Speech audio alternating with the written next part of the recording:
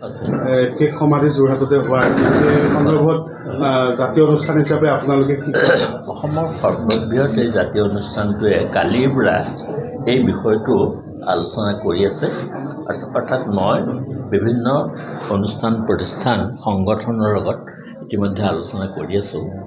আৰু আলোচনাৰ অন্তত দেখা গ'ল যে প্ৰত্যেকটো অনুষ্ঠানেই যোৰহাটতে অন্ত্যেষ্টিক্ৰিয়া হোৱাটো বাঞ্ছা কৰে আৰু সেয়ে আজি আমি সংবাদমেল এখন পাতি এই কথাটো অৱগত কৰিছোঁ আৰু ইতিমধ্যে মুখ্যমন্ত্ৰীলৈ এখন চিঠি দিয়া হৈছে যোৰহাটৰ ৰাইজৰ আৱেগ অনুভূতিৰ কথা কৈ তাৰ প্ৰতিলিপি মাননীয় শিক্ষামন্ত্ৰী আৰু সাংস্কৃতিক পৰিক্ৰমা মন্ত্ৰীলৈ পঠোৱা হৈছে আৰু মই আশা কৰোঁ যে আৰু ইতিমধ্যে আমাৰ স্থানীয় বিধায়ক হিতেন্দ্ৰ নাথ গোস্বামীও হাতে কামে লাগি গৈছে তেখেতে কেইবাঠাইতো মাটি বিচাৰিছে আৰু এঠাইত মাটি প্ৰায় চূড়ান্ত পৰ্যায়লৈ গৈছে আৰু গতিকে মই আশা কৰোঁ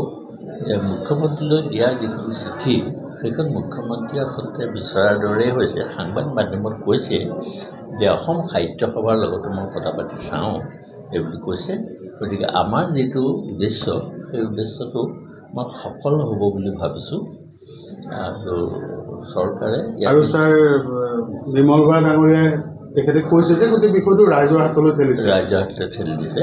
গতিকে যোৰহাটবাসীৰ ৰাইজে যিটো ইচ্ছা কৰিছে সেইটো নিশ্চয় সফল হ'ব।